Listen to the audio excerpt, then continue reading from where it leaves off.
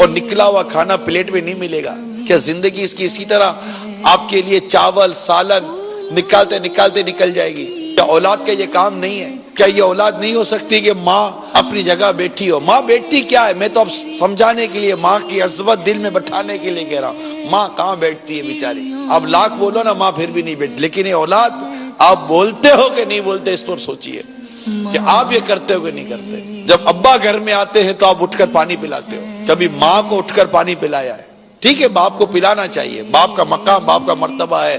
میرا موضوع والد ہے ہی نہیں اس وقت، میرا موضوع صرف ماں ہے کہ ہم نے ماں کو گویا کہ گھر کی ملازمہ بنایا ہوا ہے. ہم سارے افسر ماں ملازمہ، ہم سارے افسر ماں نوکر. گھر میں منہ چڑھا ہوا ہے، سارا غصہ ماں پر نکال دیا. اٹھانے کے لیے جائے تو ماں باتیں سنے، کھلانے کے لیے جائے تو ماں باتیں سنے، اتنی مشقتوں سے کھانا پکائے تو بھی باتیں سنے. اتنا کچھ کر لینے کے بعد بھی ماں اپنی بیٹی کی مسکراہٹ کو ترستی ہے.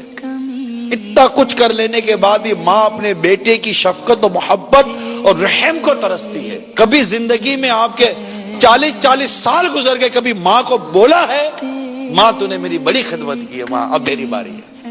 یہ جملہ بولا آپ نے؟ اعتراف کیا ہے ماں کی خدمت کا، ماں کے حسن سلوک کا، ماں کی قربانی کا؟ کبھی اعتراف کیا ہے؟ باتیں سنائی ہے، کبھی اس کا دل خوش کیا؟ جھاڑا ہے کبھی محبت کی تیز نظروں سے دیکھا ہے، کبھی محبت کی نظر سے دیکھا؟ ارے اس کے نوالے لیے ہیں، کبھی اس کے منہ میں نوالا ڈالا ہے؟ جب آپ 2 3 4 سال کے تھے نا، ماں کے پاؤں دباتی تھی. بیٹی ہو چھوٹی یا بیٹا ہو چھوٹا، ماں پاؤں دباتی ہے. لیکن کبھی اس بیٹی نے ماں کے پاؤں دبائے ہوں گے؟ نا. ماں کو اس بات کا احساس دلاؤ کہ یہ ماں ہے. اس کو احساس دلائیے کہ آپ ہماری امی جان ہیں، آپ ہماری ماں ہیں، آپ ہمارے سر کا تاج ہیں، آپ ہمارے لیے جنت کا راستہ ہیں، ہمیں آپ سے محبت ہے. ماں گھر کی ملازمہ نوکرانی نہیں ہو. آپ کی اولاد بڑی ہو گئی، آپ بیٹھو نا، ہمیں نا بچیاں خدمت کریں، بچے خدمت کریں.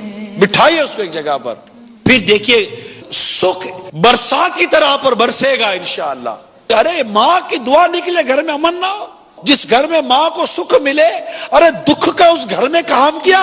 30 زمانہ شاید اولاد ماں اور باپ کے مرتبے کو سمجھنے کے لیے تیار نہیں ہے، ورنہ یہ اولڈ ہاؤس نہ بنتے. کم از کم مسلمانوں کے ملک میں تو نہ بنتے. شرم آنی چاہیے ایسے بیٹے کو. تو زندہ ہے، اپنے بیوی بچوں کے ساتھ خوش ہے، اور تیرے ماں باپ اولڈ ہاؤس کے اندر ایڑیاں رگڑ رہے ہیں. ارے سالوں گزر جاتے تم ماں باپ کو دیکھتے نہیں ہو، اور تمہارے ماں باپ تھے کہ تم ایک لمحے کے لیے آنکھوں سے اوجھل ہو جاتے تھے تو ان کو بے چین کر دیتے تھے.